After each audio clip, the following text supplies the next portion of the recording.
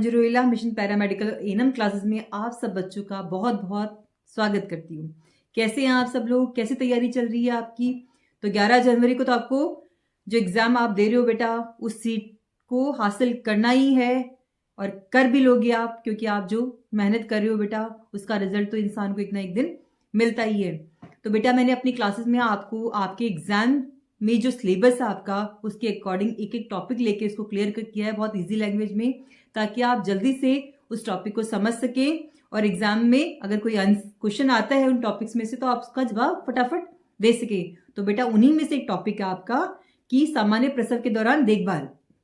जो normal delivery है उसके दौरान कौन कौन सी देखभाल प्रोवाइड की जाती है गर्भवती स्त्री को और उसके शिशु को। तो बेटा नॉर्मल डिलीवरी देखभाल से पहले मैं आपको बता दूं कि नॉर्मल डिलीवरी होती क्या है। तो नॉर्मल डिलीवरी बेटा जब गर्भावस्था पूर्ण अवधि, क्या होती है गर्भावस्था की पूर्ण अवधि? 37 से 40 वीक्स की होती है और माँ और शिशु दोनों हेल्दी हो उस दौरान, और जो प्रसव है, जो डिलीवरी है वो प्राकृतिक रूप से हो तो उसको बेटा सामान्य प्रसव कहते हैं। उसको कहते हैं सामान्य प्रसव, यानी 37 to 40 वीक्स की पूर्ण आपकी प्रेगनेंसी पीरियड हो, जो मदर और उसका बेबी हो वो दोनों हेल्दी हो, और जब प्रसव हो, डिलीवरी हो तो वो नेचुरली हो, नेचुरल प्रोसेस से हो, तो उसको बेटा नॉर्मल डिलीवरी बोलते हैं। तो सामान्य प्रसव क्या है? एक प्राकृतिक प्रक्रिया है जिसमें जो गर्भवती महिला है बिना किसी शल्य क्रिया के, किसी सर्जरी के, किसी ऑपरेशन के योनि मार्ग से जब शिशु का जन्म होता है तो इसे बोलते बेटा नॉर्मल वेजाइनल डिलीवरी, NVD। अब सामान्य प्रसव के दौरान माँ और शिशु दोनों को सुरक्षा के लिए क्या चाहिए? उचित देखभाल चाहिए, और इस देखभाल को 3 चरणों में मैं आपको समझा रही हूं। तो बेटा जो पहला चरण है, जो फर्स्ट स्टेज ऑफ लेबर है, जो कहां से स्टार्ट होती है? यूट्राइन कॉन्ट्रैक्शन से स्टार्ट होती है, और जब सर्विक्स पूर्णतः खुल जाती है, सर्विक्स का 10 सेंटीमीटर डायलेशन हो जाता है, तब तक फर्स्ट स्टेज ऑफ लेबर है। इसमें क्या क्या देखभाल प्रोवाइड करेंगे आप माता को? माँ को साफ सुथरे और शांत वातावरण में रखेंगे। जहां डिलीवरी का जो स्थान है उसको प्रॉपर हाइजीनिक रखेंगे, आप साफ सुथरा रखेंगे ताकि इन्फेक्शन के खतरे को मिनिमाइज कर सके। जो वाइटल्स हैं उनकी नियमित जांच करेंगे, माँ के टेम्परेचर की, माँ की नाड़ी की पल्स की, और माँ के ब्लड प्रेशर की नियमित जांच होगी। गर्भाशय संकुचन की निगरानी करेंगे। यूट्राइन कॉन्ट्रैक्शन के बीच में, 2 कॉन्ट्रैक्शन के बीच में कितना टाइम गैप है और फ्रीक्वेंसी क्या है, कितनी कितनी देर से कॉन्ट्रैक्शंस आ रहे हैं, इनकी निगरानी होगी। FHR फीटल हार्ट रेट यानी भ्रूण हृदय गति की जांच करेंगे। मदर को एडवाइस करेंगे कि वो अपना जो मूत्राशय है, यूरिनरी ब्लैडर है, इसको एम्प्टी रखे, खाली रखे। हल्का तरल या पेय देंगे आवश्यकता अनुसार, एडवाइस के अनुसार। अगर डॉक्टर ने एडवाइस किया है तो उनको क्या देंगे बेटा? हल्का तरल या पेय पदार्थ पिलाएंगे। दर्द कम करने के लिए सही पोजीशन को समझाएंगे मदर को कि कैसे चलना है, बैठना है, बाई करवट लेनी है, ये सब उसको समझाएंगे, और जब ये पोजीशन अपनी चेंज करे तो उसकी प्रॉपर हेल्प करेंगे। माँ को मानसिक सहयोग देना है। जो सेकेंड स्टेज ऑफ लेबर है, जो कहां से चालू होती है बेटा? ये चालू होती है जब सर्विक्स का मुंह पूरी तरह खुल जाए, 10 सेंटीमीटर सर्विक्स डायलेशन हो जाए, तब से लेकर शिशु के जन्म तक होती है ये। इसमें क्या देखभाल की जाएगी, क्या उचित देखभाल की जाएगी? सेकेंड स्टेज ऑफ लेबर में माँ को सही समय पर जोर लगाने की सलाह दे, बियरिंग डाउन, जितना हो सके उतना जोर लगाए ताकि उसका बेबी क्या है, नीचे सरके। असेप्टिक टेक्निक्स का पूरा ध्यान रखें, प्रॉपर हैंड वॉशिंग, जो टेक्निकल जो बैरियर्स होते हैं जो इन्फेक्शन और मदर के बीच में या उसके बच्चे के बीच में आए, उन टेक्निक्स का प्रॉपर ध्यान रखें ताकि इन्फेक्शन के खतरे को मिनिमाइज कर सके। प्रसव का जो क्षेत्र है वो साफ सुथरा रखें, प्रॉपर हाइजीन मेंटेन रखें। शिशु के सिर के बाहर आते समय पेरिनियम की सुरक्षा करें, पेरिनियम सपोर्ट दें ताकि पेरिनियम में जो टियर लग जाता है, जो घाव हो जाता है, उसके रिस्क को मिनिमाइज कर सकें। शिशु के जन्म के बाद तुरंत बाद क्या करें? उसका श्वसन मार्ग, उसका रेस्पिरेटरी जो ट्रैक्ट है उसको क्लीन करें। अगर कोई सिक्रेशन है तो उनको बाहर निकालें। शिशु के रोने और रंग की जांच करें। जन्म लेते ही जब मार्ग वगैरह क्लीन हो जाए तो आप ध्यान रखें कि क्या बच्चा रो रहा है या नहीं रो रहा, और उसका कलर कैसा है, कहीं उसका कलर नीला तो नहीं पड़ रहा, उसका क्या मतलब है कि वो ढंग से रेस्पिरेट नहीं कर पा रहा, ढंग से उसको ऑक्सीजन नहीं मिल रही, उसकी जांच करें। नाल को सही तरीके से बांध कर काटें। अगर आपने नाल को सही तरीके से बांध कर नहीं काटा तो बेटा बच्चे में से ब्लीडिंग रुकेगी नहीं और उसके ब्लड लॉस काफी हद तक हो सकता है, उसको जॉन्डिस का खतरा काफी हद तक हो सकता है। तो डिलीवरी के बाद में जब नाल काटे तो उसका सही तरीके से ध्यान रखें कि उसमें से ब्लीडिंग रुकी या नहीं रुकी। थर्ड स्टेज ऑफ लेबर की बात करें, थर्ड स्टेज ऑफ लेबर होता है बेटा शिशु के जन्म के बाद तक और प्लेजेंटा और जो मेम्ब्रेन झिल्लियां हैं उनके बाहर आने तक है। शिशु जन्म से लेकर delivery of placenta and membrane तक थर्ड स्टेज ऑफ लेबर है। और थर्ड स्टेज ऑफ लेबर में क्या केयर की जाएगी, क्या देखभाल की जाएगी? तो प्लेजेंटा के बाहर आने की निगरानी करें, गर्भाशय को सख्त रखने के लिए यूट्राइन मसाज करें, क्लॉकवाइज डायरेक्शन में यूट्राइन मसाज दें जो प्रसव के दौरान जो गर्भवती महिला है उनको, ताकि क्या हो से गर्भाशय को सख्त रखें।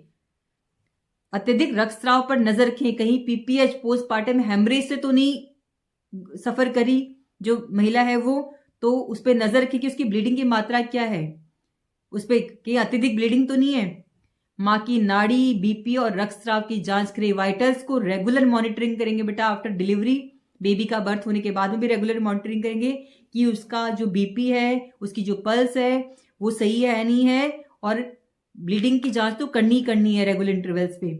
और प्लेजेंटा की पूर्णता की जांच करेंगे, क्या प्लेजेंटा जो बाहर आया है वो कहीं टूट के उसका टुकड़ा अंदर तो नहीं रह गया। जो क्या होता है पीपीएच पोस्टपार्टम हेमरेज प्रसव पश्चात जो रक्तस्राव होता है उसका बहुत बड़ा कारण होता है, तो उसके लिए उसकी पूर्ण जांच करें। अब प्रसव हो गया है, डिलीवरी हो गई है, उसके तुरंत बाद जो गर्भवती स्त्री है, जो बेबी है, उसकी क्या देखभाल की आवश्यकता है? इमीडिएट पोस्ट नेटल केयर जिसको बोलते हैं। माँ को आरामदायक स्थिति दे बेटा, बच्चे को माँ के संपर्क में रखें, स्किन टू स्किन कॉन्टेक्ट, और इसको क्या बोलते हैं बेटा?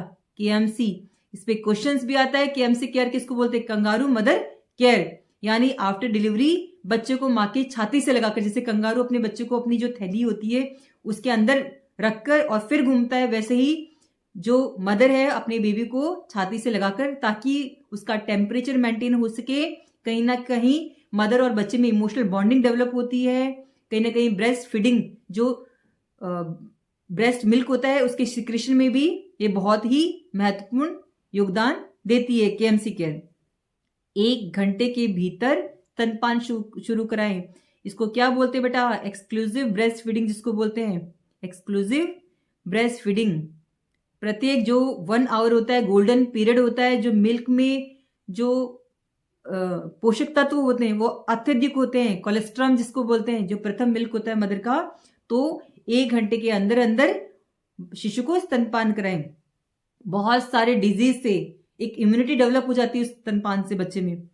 रक्तस्राव और गर्भाशय संकुचन की निगरानी रखें। अगर हम बात करें कि प्रसव के दौरान जो मनोवैज्ञानिक सहयोग की आवश्यकता है, तो वो किस किस चीज में हेल्प करता है बेटा? वो डर और चिंता को कम करने के लिए जो साइकोलॉजिकल सपोर्ट वुमेन को प्रोवाइड किया जाता है आफ्टर डिलीवरी, पोस्टपार्टम, प्रसव पश्चात, वो उसके डर और चिंता को कम करता है। प्रसव पीड़ा, शिशु के स्वास्थ्य और परिणाम को लेकर भय रहता है महिला में कहीं ना कहीं, और सहयोग से महिला में आत्मविश्वास, उसको कॉन्फिडेंस फील होता है। जो सेकंड है दर्द सहने की क्षमता बढ़ाने के लिए मानसिक साइकोलॉजिकल जो सपोर्ट होता है उससे महिला में दर्द सहने की जो क्षमता है, एबिलिटी है, वो इम्प्रूव होती है। मानसिक समर्थन से दर्द की अनुभूति कम होती है। अगर आप किसी को भी मेंटल सपोर्ट प्रोवाइड करते हो तो कहीं ना कहीं चाहे कुछ मात्रा में ही सही उसकी पीड़ा, उसका दर्द कम होता है और महिला बेहतर तरीके से सहयोग कर पाती है। अगर आपने उसको मेंटली सपोर्ट किया, साइकोलॉजिकल सपोर्ट किया, तो कहीं ना कहीं अपने अंदर उसके जो क्वेश्चन चल रहे हैं, जो प्रॉब्लम्स है, वो आपसे शेयर करेगी। और बेटा दुख बांटने से कम होता है, खुशियां बांटने से बढ़ती हैं, और तकलीफ और दुख बांटने से कम होता है। आत्मविश्वास बढ़ाने के लिए आश्वासन और प्रोत्साहन से महिला स्वयं को सक्षम महसूस करती है कि मैं इस चीज को फेस कर सकती हूँ, ये चीज मैं कर सकती हूँ, अपने बेबी की केयर मैं कर सकती हूँ। प्रसव प्रक्रिया को सहज बनाने के लिए जो लेबर प्रोसेस है उसको थोड़ा कंफर्ट जोन में लाने के लिए, सहज बनाने के लिए साइकोलॉजिकल सपोर्ट की बहुत आवश्यकता होती है। शांत वातावरण से प्रसव की प्रगति अच्छी होती है। जो लेबर की प्रोग्रेस है, अगर जो वहां का आसपास का वातावरण शांत रहेगा तो उसकी अच्छी प्रगति होगी। तनाव कम होने से जटिलताओं का खतरा भी कम होता है। साइकोलॉजिकल सपोर्ट से बेटा नकारात्मक विचारों को दूर करने के लिए, जो पहली बार मां बनने वाली महिलाओं में डर जाती हैं, डर अधिक होता है, कैसे होगा, क्या होगा, कितना मुझे पेन होगा, मेरा बच्चा आएगा, उसकी केयर मैं कैसे करूंगी, तो इन सब चीजों को लेकर उसके अंदर बहुत डर होता है। तो अगर उस महिला को साइकोलॉजिकल सपोर्ट मिल जाता है तो बेटा उसका डर कम हो जाएगा। उसकी जो पहली बार माँ बनती है उसके दिमाग में बहुत सारे क्वेश्चंस आते हैं, वो जो क्यूरीज हैं उसके, तो उनको अगर आपने साइकोलॉजिकल सपोर्ट दिया, उसको समझाया कि आप कर सकते हो, तो उसमें उस चीजों को लेकर चिंता है, नकारात्मक विचार है, वो दूर हो जाएंगे। प्रसव के बाद मनोवैज्ञानिक सहयोग की भी आवश्यकता होती है। क्यों होती है बेटा? पोस्टपार्टम ब्लूज से बचाव। पोस्टपार्टम ब्लूज होते हैं जो हार्मोन्स के बदलाव के कारण क्या होते हैं, उदासी, रोना, चिड़चिड़ापन होना, उनमें से बच सकती है गर्भवती महिला। प्रसव पोस्टपार्टम डिप्रेशन जिसको बोलते हैं, प्रसवोत्तर अवसाद जिसको बोलते हैं, उसमें रोकथाम हो सकती है। समय पर सहयोग ना मिला, अगर गर्भवती महिला की काउंसलिंग, उसको साइकोलॉजिकल सपोर्ट नहीं मिला और अगर कहीं ना कहीं वो पोस्टपार्टम डिप्रेशन की शिकार हो गई तो बेटा बहुत गंभीर जटिलताएं भी हो सकती है इसमें। आप पेपर्स में पढ़ते नहीं हो क्या? ऐसी स्थिति में कई महिलाएं इवन सुसाइड तक कर लेती हैं। कई महिलाएं अपने बच्चे को, क्योंकि वो बहुत इरिटेट हो जाती है, सडन उनकी लाइफ बिल्कुल चेंज हो जाती है बेटा बेबी आने से, तो उस सिचुएशन में उसको साइकोलॉजिकल सपोर्ट की बहुत अधिक आवश्यकता होती है, जिससे वो पोस्टपार्टम डिप्रेशन जो आगे जाकर बहुत गंभीर हो सकती है उससे उसको बचाया जा सकता है। माँ और शिशु के संबंध को मजबूत करने के लिए इमोशनल जो भावनात्मक सहयोग से माँ शिशु का जुड़ाव, माँ अपने शिशु से अपना जुड़ाव महसूस करती है एक स्पेशल, और उनके जो रिश्ता है, उनके संबंध है, उसको और मजबूती आती है उसके अंदर। स्तनपान में सहयोग के लिए, अगर स्तनपान में सहयोग के लिए उसको साइकोलॉजिकल, अगर आप उसको कुछ हेल्थ एजुकेशन देते हैं, उसका साइकोलॉजिकल सपोर्ट उसको देते हैं, प्रोवाइड करते हैं, तो मानसिक तनाव कम होने से क्या होता है, स्तनपान और बेहतर हो जाता है। आत्मसम्मान और आत्म बल बढ़ाने के लिए महिला स्वयं को अच्छी मां समझने लगती है। तो क्या होता है मनोवैज्ञानिक सहयोग से बेटा? मनोवैज्ञानिक सहयोग से परिवार, और किन किन रूपों में मिलता है मनोवैज्ञानिक सहयोग? परिवार का भावनात्मक सहयोग, फैमिली मेंबर्स को कहीं ना कहीं प्रसव के दौरान या प्रसव पश्चात महिला को इमोशनल सहयोग, मनोवैज्ञानिक सहयोग प्रोवाइड करना चाहिए। पति की उपस्थिति या समझ से भी उसको बहुत सपोर्ट मिलता है। नर्स और दाई के आश्वासन से भी उसको बहुत सपोर्ट मिलता है। महिला से प्रेम पूर्वक संवाद करने से बहुत सपोर्ट मिलता है उसको, उसकी भावनाओं को समझना और उसको उनको स्वीकार करना एक मनोवैज्ञानिक सहयोग है। लास्ट में मैं यही कहूंगी आज की क्लास में बेटा कि प्रसव के दौरान और बाद में महिला को दिया गया मनोवैज्ञानिक सहयोग न केवल उसके मानसिक स्वास्थ्य को सुरक्षित रखता है, बल्कि उसकी सुरक्षित प्रसव, स्वस्थ मां और स्वस्थ शिशु की नींव रखता है। तो बच्चों, आज हमने पढ़ा कि प्रसव के दौरान या प्रसव पश्चात एक गर्भवती स्त्री को और उसके शिशु को कौन कौन सी देखभाल प्रोवाइड करनी चाहिए। शेयर करें बच्चों। थैंक यू मुझे सुनने के लिए। मेरी क्लास को लाइक, शेयर, सब्सक्राइब करें। Thank you, bye bye.